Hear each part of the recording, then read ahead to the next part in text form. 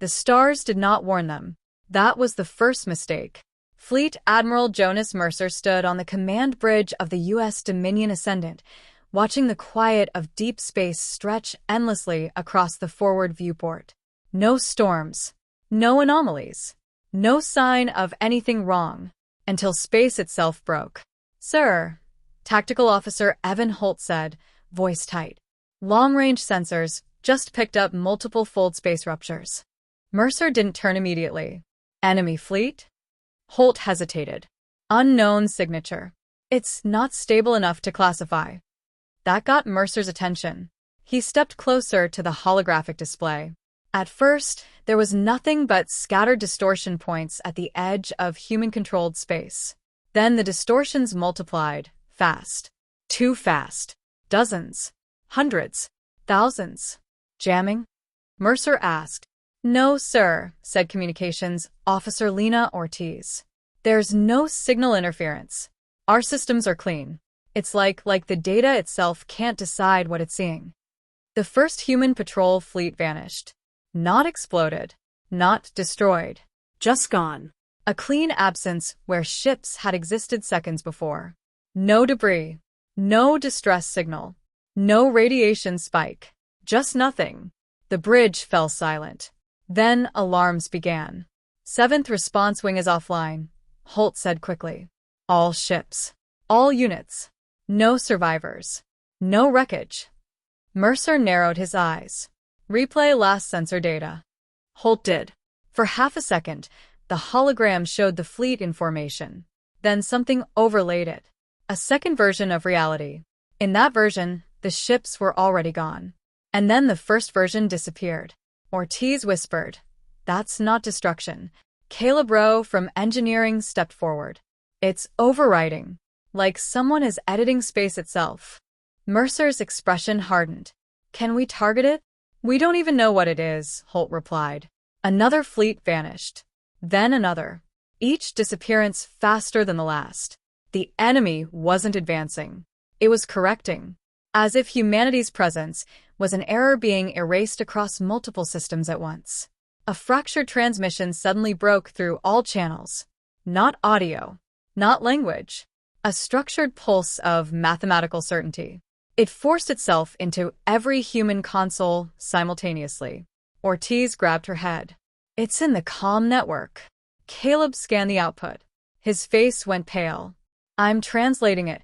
Mercer stepped closer. "What does it say?" Caleb swallowed. "You were never the dominant iteration." Silence. Then the Dominion Ascendant shuddered. Every screen flickered. For a moment, Mercer saw it. Another version of a ship layered over reality. Empty. Never launched. Never built. Holt stepped back. "Sir, we're being erased." "No," Mercer said sharply. "We are still here." But even as he spoke, another fleet blinked out of existence. And then another. The enemy was learning, adapting, improving. The bridge lights dimmed as power fluctuated across the fleet network. Engineering reported structural inconsistencies in reality fields. Navigation systems showed contradictory star positions. Some ships reported being in two places at once. Then one report came in that changed everything. "U.S. Resolute is still active," Holt said suddenly. Mercer turned. "That's impossible. They were in the first wave zone." Caleb checked the data. They didn't just survive, they stabilized. Mercer's eyes narrowed. "Bring them online." A connection opened. Captain Dorian Pike's voice came through, strained but steady. "Admiral, I think I understand what's happening." Mercer replied instantly, "Explain." Pike hesitated. "It's not attacking our ships. It's attacking the fact that our ships exist." A pause. Then he added, "And we're starting to fight back."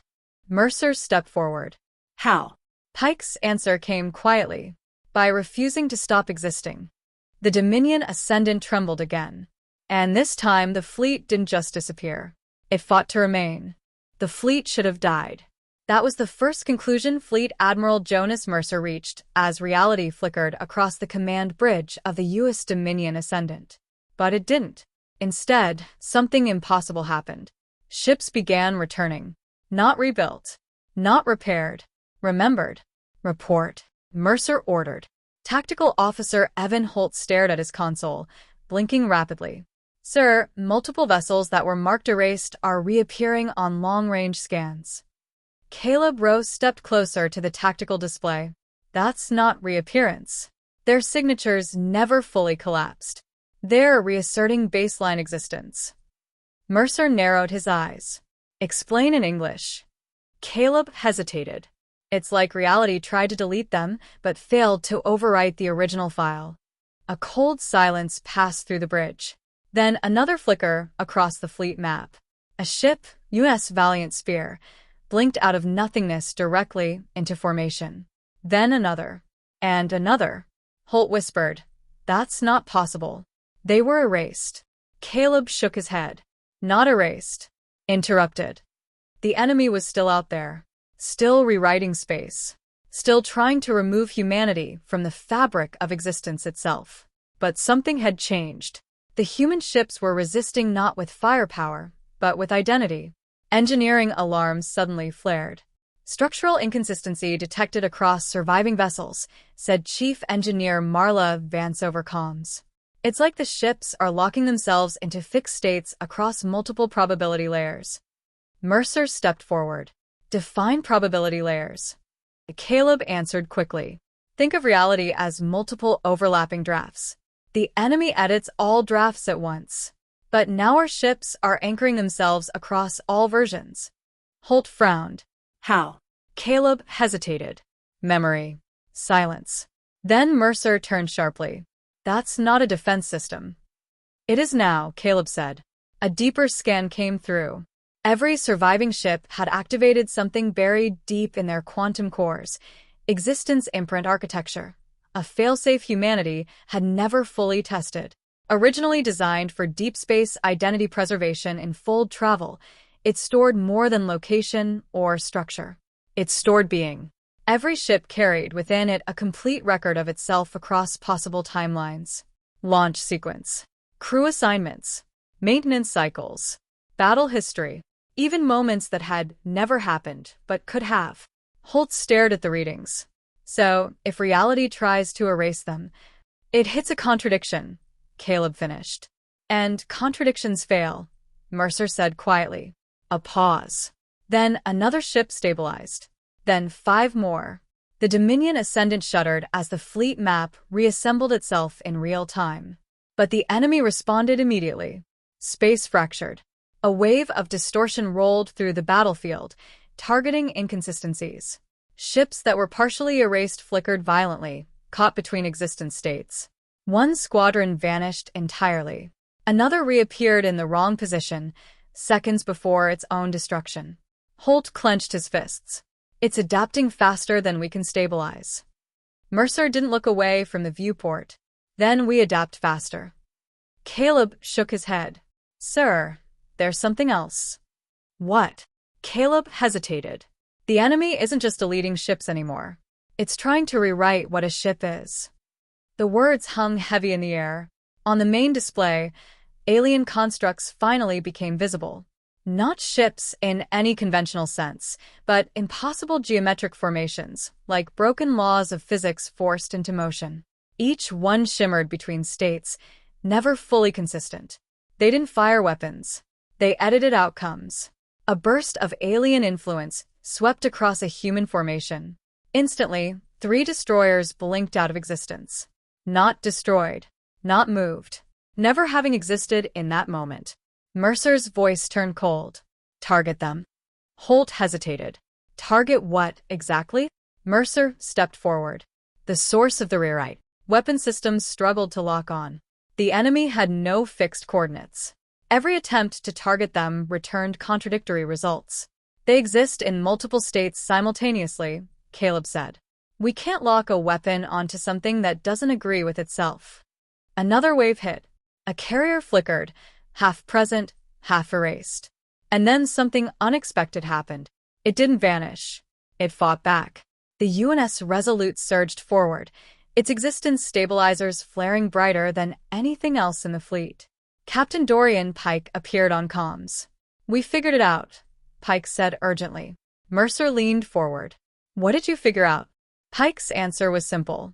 They can rewrite reality, but only if we let them define us. A pause. Then he added, so, we stopped letting them define anything. The Resolute fired, not energy, not missiles, but a burst of anchored existence code. A declaration of reality itself. I am here. The wave struck the alien formation. For the first time, it flinched. And the war changed direction. The battlefield stopped behaving like space. That was the first thing Fleet Admiral Jonas Mercer realized. The second was worse. Time was breaking. Status report. Mercer snapped. Tactical Officer Evan Holt stared at his console, fingers frozen above the controls. Sir, I'm getting conflicting temporal readings across the fleet. Define conflicting. Holt swallowed. Some ships are reporting they were destroyed 5 minutes ago. Others are reporting they haven't been built yet. A heavy silence fell over the bridge. Engineering Officer Caleb Rowe rushed in. It's not just time. It's causality collapse. The enemy isn't deleting ships anymore. It's rewriting the order of events that allows them to exist. Mercer's jaw tightened. Can we stabilize the fleet? We already are, Holt said. But not in one timeline. Outside the viewport, space itself looked fractured. Starfields overlapped like torn glass panes, each showing a different version of reality. Some regions showed battles already lost. Others showed battles never started. In one flickering layer, the human fleet was already gone. And yet, here they were. Still fighting. Still existing. Somehow. Then the UNS Resolute transmitted again. Captain Dorian Pike appeared on the hologram, but even his image stuttered between states, fully present, half-faded, and briefly replaced by an empty command chair. We've identified the pattern, Pike said. Mercer leaned forward. Explain. We're not moving through time normally anymore, Pike continued. We're anchoring it locally. Holt frowned. That's impossible. Time isn't something you can anchor. Caleb shook his head. Not normally. But if reality itself is unstable, Pike cut in, voice urgent. Listen carefully. The enemy is attacking continuity. If it can make us inconsistent across timelines, we cease to be real in any of them. Mercer understood immediately. If we become contradictions, we disappear. Yes, Pike said. So we stopped contradicting ourselves. The transmission shifted. For a split second, Pike's voice came from 2 different points in time at once. We synchronized all surviving ships using a shared existence lock, he said. Every vessel now agrees on one version of reality. One timeline. One truth. Caleb's eyes widened. They're forcing consensus on reality itself. Holt whispered. That's insane. Mercer didn't look away from the flickering stars. And it's working. Outside, several ships that had been fading snapped back into full existence. Then more. But the enemy reacted instantly. Space twisted violently as a massive distortion wave swept through the battlefield. Entire squadrons flickered, then collapsed into non-existence. Not destroyed. Not moved. Simply invalidated. Holt gripped his console. We're losing ships again. Caleb shouted. It's adapting. It's learning how we stabilize. Mercer raised his voice. Hold formation. Maintains synchronization. But then something new appeared.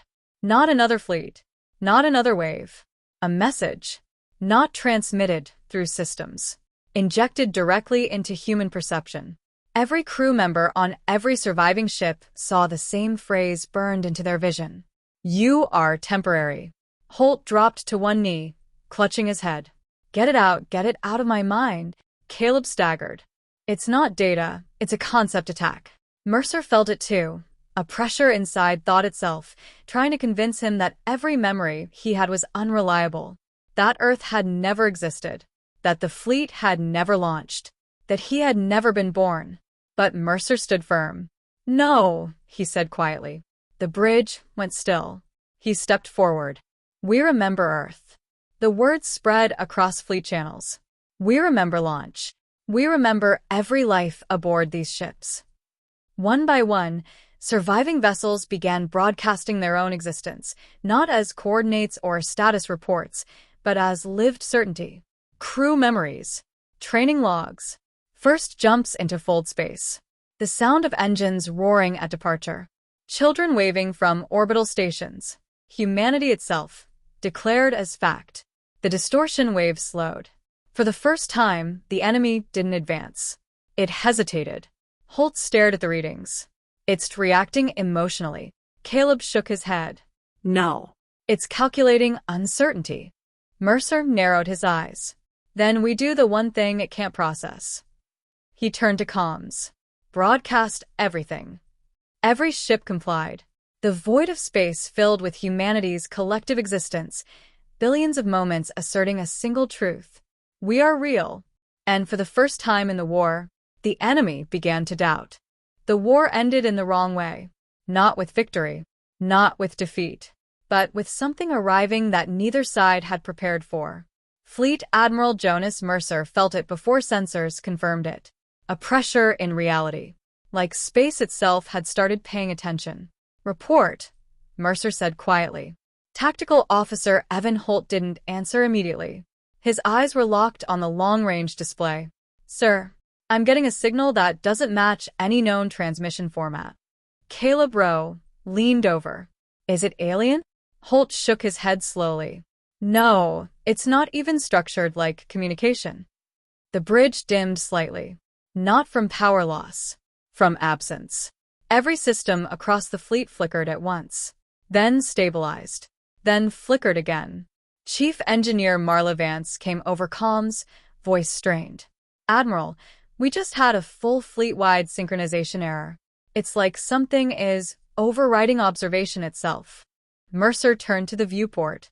The enemy fleet, those geometric, reality-editing constructs, had stopped moving. Completely. No attacks. No adjustments. No corrections. Just stillness. Holt whispered, "They're afraid." Caleb frowned. "Machines don't feel fear." Holt looked at him. "Those aren't machines." Then it happened. Space between the fleets collapsed inward. Not explosively. Not violently. Like reality inhaling. A third presence arrived. But it didn't arrive through space. It arrived through definition. The alien fleet reacted instantly. Their constructs reconfigured into defensive geometry, shifting faster than any known physics should allow. And then they stopped. One by one. Their systems broadcast fragmented signals. Not in model. Priority outside frame. We did not account for this. Mercer narrowed his eyes. What are they reacting to? Caleb's hands trembled over the console. Something higher than them. The space between fleets stabilized into a single point of impossible observation. And then it spoke. Not in sound. Not in language. But in understanding forced directly into every mind. Human. Alien. Every conscious system in range. The message was the same. You are derived. Holt dropped to one knee. What does that mean? Caleb whispered. It means we're not the original layer of reality. Mercer kept his gaze forward. Define original. No answer came. Only deeper pressure. The presence continued. You are consequence, not cause. The alien fleet began collapsing. Not destroyed. Reclassified. Their structures dissolved into informational dust, like they were being removed from a database that no longer recognized them as valid entries. One by one, entire alien constructs disappeared. Not into space. Not into time. But into irrelevance. Holt stared in shock. They're being deleted from existence itself. Caleb shook his head. Not deleted. Unindexed. Then it turned its attention to humanity. The pressure increased. Human ships groaned under the strain of impossible observation. Systems failed across multiple layers of reality. Some vessels flickered between existence states, struggling to remain coherent. Mercer gripped the railing. Hold formation. But something was changing. The fleet wasn't just resisting anymore. It was being evaluated. Then came another message. You were not the first iteration. Caleb froze. Iteration. Holt looked up slowly. Like repeated versions? Mercer's voice was calm. Or restored ones. The presence paused. For the first time, it seemed uncertain. Humanity did not collapse under observation. It adapted. It stabilized. It refused contradiction. The UNS Resolute broadcasted a final synchronized signal across all remaining human ships. We exist in one state, one truth, one reality. The pressure wavered. The presence recalculated. And then, unexpectedly, the alien fleet sent one final fragmented transmission before vanishing completely. If you are observed again, you will not remain consistent. And then they were gone. No explosion. No jump. No retreat. Just absence. The presence lingered for a moment longer, studying humanity, measuring them, and then it withdrew. Not gone. Just no longer interacting. Mercer exhaled slowly. Status. Holt checked the fleet display. We're still here, sir. Caleb nodded, but not alone in the system anymore. Because deep inside every ship's data core, new logs had appeared. Logs that predated construction. Logs that should not exist. And every single one ended with the same sentence. Observation continues. And somewhere beyond reality, something had just learned that humanity did not disappear easily. It adapted instead.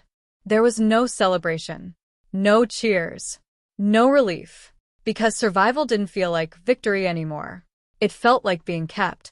Fleet Admiral Jonas Mercer stood alone on the command bridge of the U.S. Dominion Ascendant, staring at the fleet status display. Every ship was still there. Every crew accounted for. Every system stabilized. And yet, something was wrong. Tactical, Mercer said quietly. Report anomalies.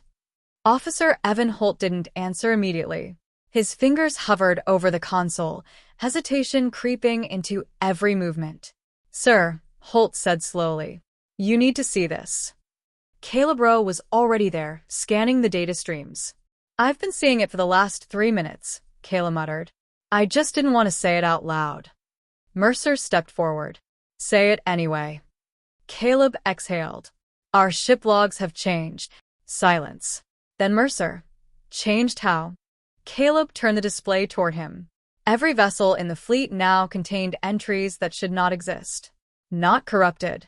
Not damaged. Inserted. Holt leaned closer. That time-stamped, that's before construction. Caleb nodded. Before design, too. Mercer's eyes narrowed. Explain. Caleb swallowed.